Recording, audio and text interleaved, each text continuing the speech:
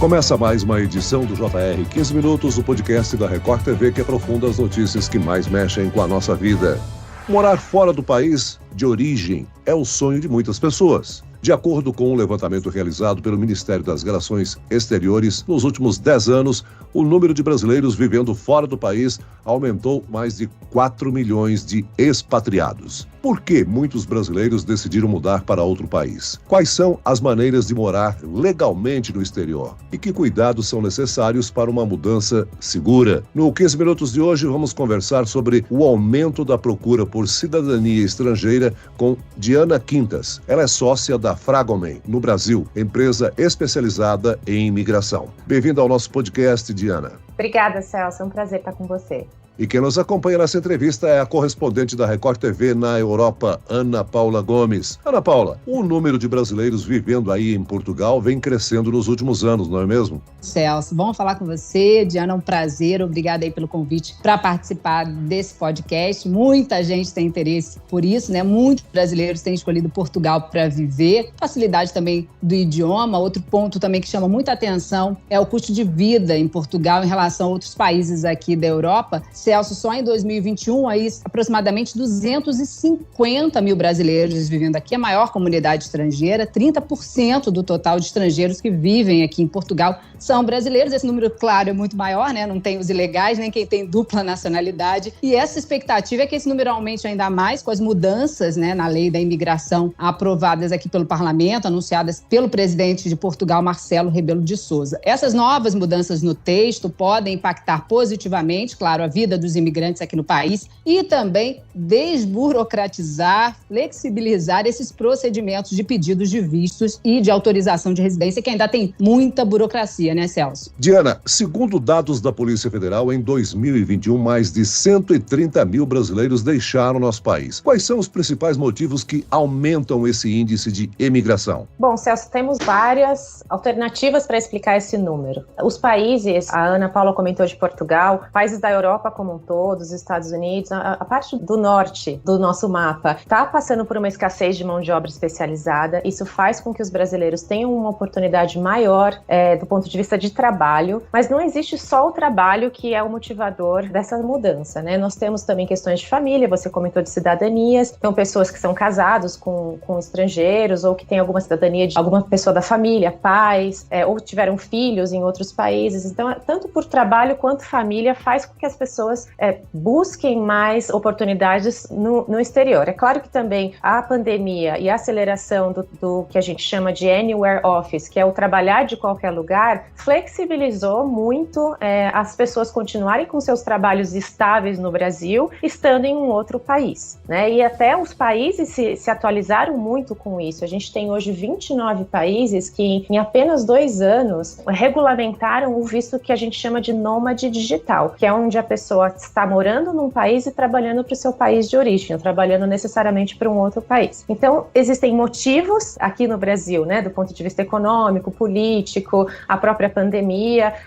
que fazem com que esse número aumente, mas também existem políticas imigratórias de diversos países que têm facilitado esse fluxo. Agora, Diana, o que é preciso fazer para morar fora do país? Eu imagino que não é uma tarefa fácil, né? Um brasileiro não pode simplesmente acordar e decidir, vou embora, vou procurar novas oportunidades em outro território. Existem regras, né? Sim, e muitas regras, né? Alguns países são mais burocráticos do que outros, né? Se for um visto por trabalho, muitos dependem da empresa, mas tem essa questão do nômade digital que facilitou, que veio para tentar fazer com que o processo seja mais fácil. Tem muitos países que você consegue resolver tudo hoje pela internet. Eu costumo brincar, Celso, que tem sempre um visto para chamar de seu, né? Então, se você acordou e falou, eu quero morar fora, você vai ter que entender qual é a sua profissão. Tem muitos países, a Ana Paula comentou de Portugal é um deles, que existem vistos que a gente chama de Tech Visa, né? Que é visto para a área de inovação, de tecnologia. Então, diversos países da Europa têm facilitado se você é um profissional que é da área de tecnologia. Fora isso, a gente tem investidores, então tem países que são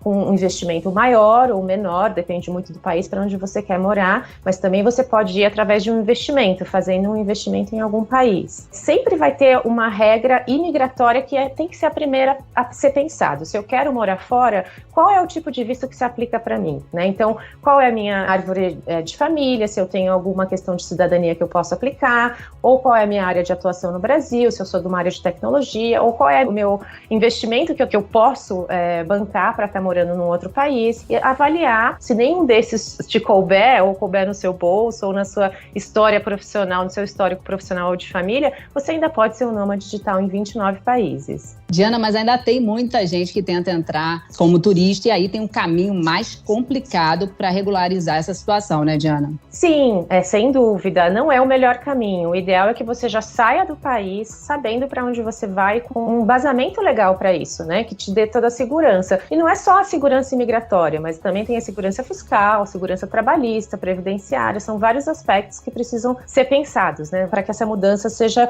segura, né, e que você esteja tranquilo. Ninguém quer correr o risco de ser deportado. Isso pode acontecer na chegada, de você não conseguir entrar no país, ou pode acontecer durante a sua estada, se você estiver de forma irregular. Portugal está em terceiro e o Japão em segundo. E existem formas de você entrar de maneira regular e também, caso você opte pelo pior cenário, que é entrar de maneira irregular, você precisa assumir os riscos, e um dos riscos é que você tenha a sua entrada inviabilizada para o resto da sua vida. Como você falou, Diana, cada país tem a sua lei, né? Mas para a gente dar assim, um cenário para o brasileiro que quer buscar uma imigração, o que precisa? Assim, quais os documentos? Algo assim para iniciar mesmo, aquele começo para não ter nenhuma surpresa, como você falou, nesse caminho. Vamos pensar na questão do trabalho, né? Se for um visto de trabalho, é importante que você esteja respaldado por alguma empresa, né? Então você precisa ter o patrocínio, né, digamos assim, de uma empresa que vá te recepcionar nesse país. Aí precisaria de um vínculo trabalhista com alguma empresa. Isso não necessariamente você precisa já estar trabalhando, mas a gente tem hoje diversos casos de brasileiro que estão aplicando por vagas internacionais através do LinkedIn ou de redes sociais de trabalho. A gente está numa batalha de mão de obra globalizada. Então estamos competindo de igual para quem já está, por exemplo, na Europa ou nos Estados Unidos. Então hoje brasileiros, nesse caso, não precisam estar trabalhando para uma empresa multinacional para ter essa oportunidade. Ele pode aplicar para uma vaga. Nesse caso, ele precisa ter a tranquilidade de que essa empresa vai dar a segurança de fazer o visto de trabalho dele. Com a abertura das fronteiras e a flexibilização das restrições impostas pela pandemia de Covid-19, o interesse pela cidadania estrangeira tende a aumentar, né? Principalmente, como você já ressaltou, pela necessidade de determinados países por profissionais especializados, né?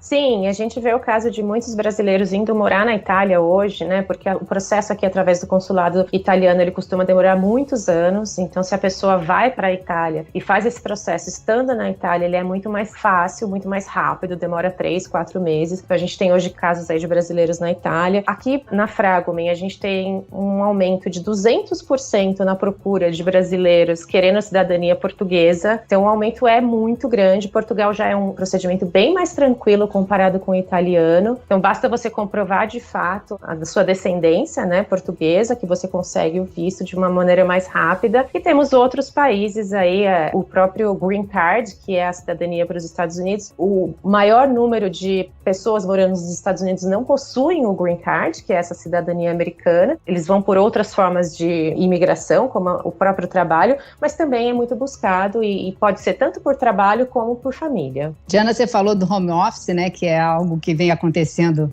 em todos os países, principalmente depois da pandemia. Aqui em Portugal, muitos brasileiros têm feito isso, mas é preciso estar atento para a desvalorização, né? Muitas vezes, frente ao euro, ao dólar, isso tem que botar na balança, né? Para não ter surpresa. Sem dúvida. Se você está morando fora e continua recebendo de um empregador brasileiro em reais, isso pode se tornar um problema. Não necessariamente você está morando em Portugal, por exemplo, e trabalha para um empregador brasileiro. Com essa mão de obra globalizada, você pode estar trabalhando por um empregador de UK, por exemplo, de Londres, que hoje com o Brexit, saiu da comunidade europeia, né? Mas os casos que a gente mais vê são pessoas ainda trabalhando para o Brasil e que encontram um visto de nômade digital e vão viver por algum tempo, o tempo que o câmbio consegue permitir em algum país do exterior. Agora, também tem muitos expatriados que investem no país, trabalham lá fora, ganham em moeda estrangeira e investem aqui no nosso Brasil. Geralmente são aqueles que têm o desejo de um dia retornar ou deixar algo para a família, né? Sim, a gente tem muitos estrangeiros aqui morando no Brasil Brasil, investindo no Brasil, mas nós também temos brasileiros que resolvem passar um tempo fora. Isso tem mudado um pouco, viu, Celso? Se a gente olha a estatística, por exemplo, do maior lar da população imigrante brasileira, que é os Estados Unidos, no passado era algo muito mais transitório. Os executivos, os expatriados, os brasileiros em geral iam para os Estados Unidos por um tempo, tentando uma busca por uma vida melhor e por até fazer um pé de meia, digamos assim, para voltar para cá e aí investir, né? Mas hoje, lendo as estatísticas e também ouvindo muitos dos nossos clientes, existe muito mais uma vontade de uma mudança de forma definitiva. Eu quero morar fora de forma permanente mesmo.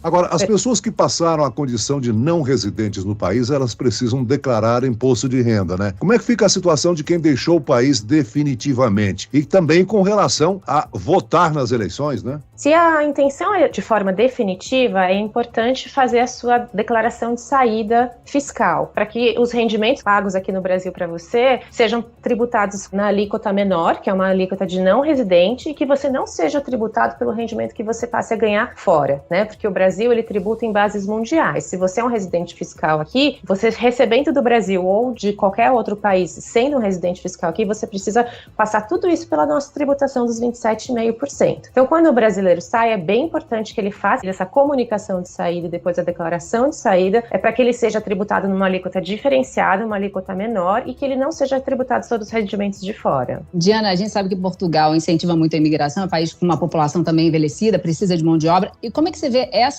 facilitação, assim, né, com a duração agora desse visto temporário de 120 dias, prorrogáveis por mais 60 dias, para atrair esse estrangeiro? Vai vir muita gente, né? Sim, sem dúvida, Ana Paula. O número já vem crescendo exponencialmente e eu tenho certeza que com esse projeto de lei que foi aprovado em 21 de julho pelo Parlamento, o número vai crescer. O projeto de lei ainda não está regulamentado, então a gente ainda não tem os detalhes. O que nós já sabemos é que, por exemplo, vai precisar ser apresentada uma certidão de antecedentes criminais, mas não tenho a menor dúvida de que o número vai crescer. Já existe um outro visto que também é muito procurado aí para Portugal, que é o chamado D7, que é um visto de investimento passivo, né? Que muitos brasileiros acabam optando por ele, onde você mora em Portugal por até 5 anos, depois de 5 anos você consegue até transformar de forma permanente, desde que você tenha algum investimento passivo fora de Portugal, que pode ser um aluguel. Então, se você tem uma casa e deixa essa casa alugada para morar em Portugal, é considerado um investimento passivo, ou uma pensão, por exemplo, uma aposentadoria, ou até investimento financeiro mesmo, que te traga dividendos. Diana, com essa quantidade de brasileiros aqui, os imigrantes têm realmente enfrentado um problema que a gente passa a conhecer quando a gente vem, quando a gente migra, que é a xenofobia. Aqui em Portugal esse número, por exemplo, vem crescendo aí cerca de 3,5%. Nesse último ano teve esse crescimento de denúncias mesmo de discriminação. Você acha que faltam políticas voltadas para isso?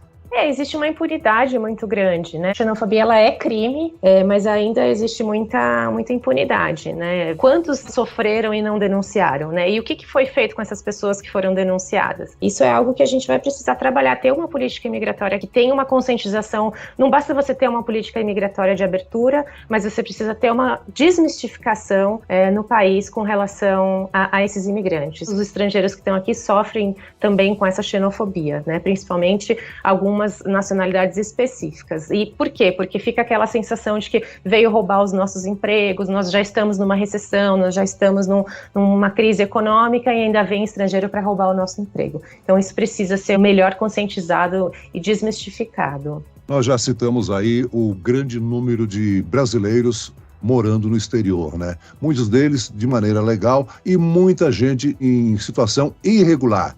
Esse cenário implica problemas sérios para os dois lados, né? Sim, e a gente sofre as consequências, né, Celso? A gente tem, por exemplo, hoje um problema muito complicado que é a ida para o México, né? Nós já havíamos conquistado a autonomia de entrar no México sem precisar de visto há alguns anos.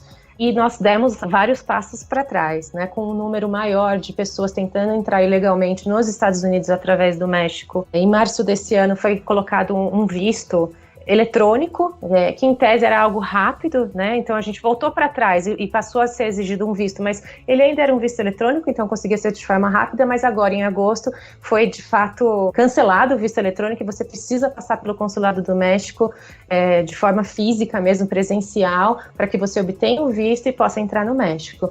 Muito bem, nós chegamos ao fim desta edição do 15 Minutos. Eu quero aqui agradecer a participação e as informações da Diana Quintas, sócia da Fragomen, no Brasil, empresa especializada em imigração. Muito obrigado, Diana. Obrigada, Celso. Obrigada, Ana Paula. Um abraço. E agradeço a presença da correspondente da Record TV em Portugal, Ana Paula Gomes. Obrigado, Ana Paula. Obrigada, Celso. Diana, um prazer. Esse podcast contou com a produção de David Bezerra e dos estagiários Lucas Brito e Kátia Brazão. Sonoplastia de Marcos Vinícius. Coordenação de conteúdo, Camila Moraes, Edivaldo Nunes e Deni Almeida. Direção editorial, Tiago Contreira. Vice-presidente de jornalismo, Antônio Guerreiro. E eu, Celso Freitas, te aguardo no próximo episódio. Até lá.